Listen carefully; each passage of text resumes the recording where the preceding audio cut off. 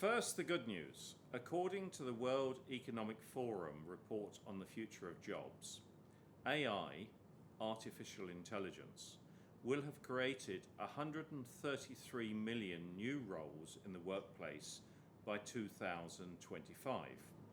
Now, the bad news.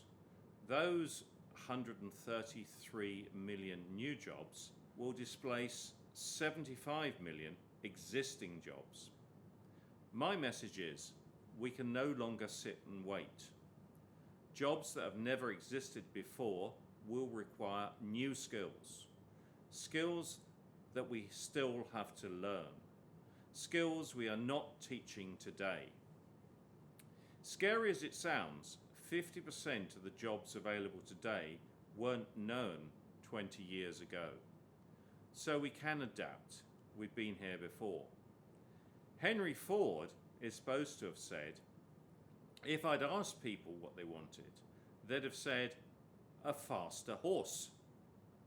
Humans have been using horses for work and transportation and leisure for at least 5,000 years before the automobile was invented.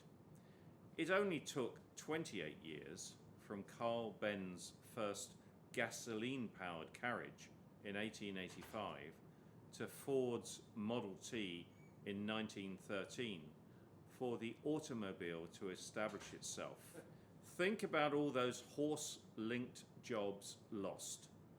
Stable workers, hay makers, horse traders, cowboys, trainers, saddle makers, cart makers, wheelwrights, a very long list.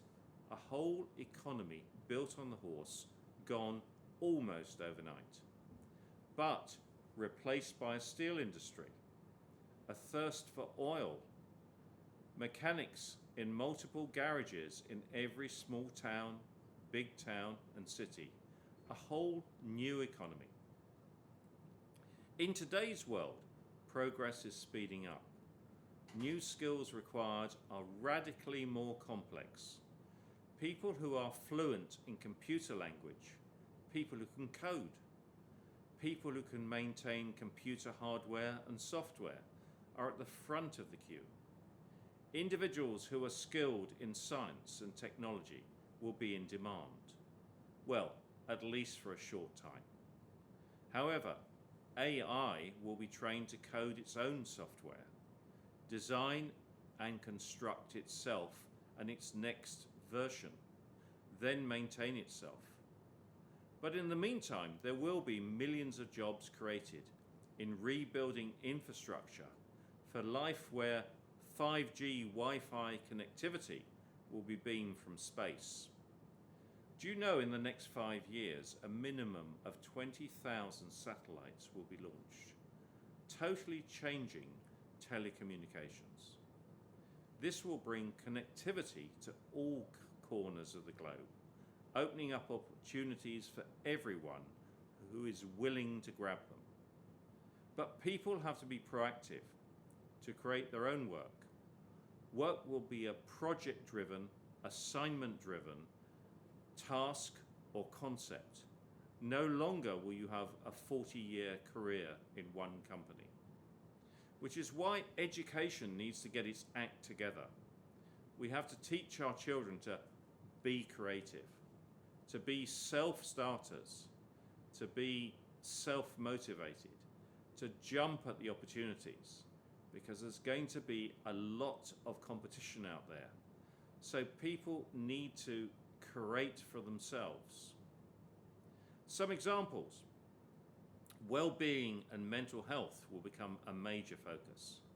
That's going to require millions more qualified counsellors.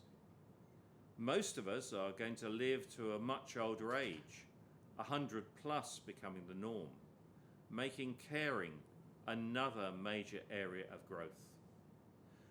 Opportunities will be created in every area, but they'll be personal, creative, local.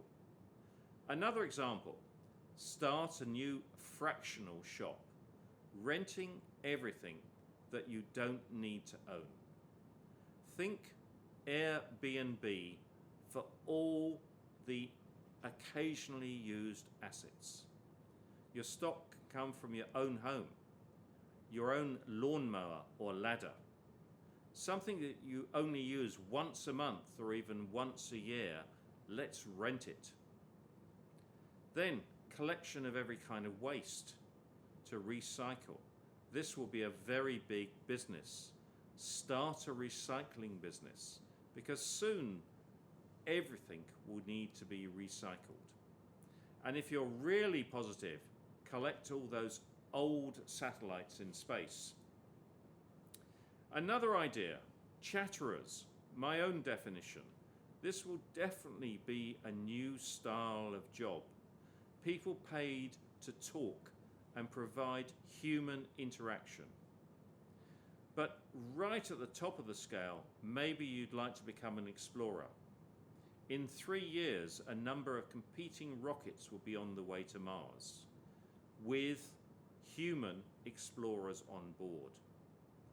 Over the next 3 decades, a whole host of exciting new opportunities will open up. You need to think about it and make sure you're ready for the challenge. Thank you.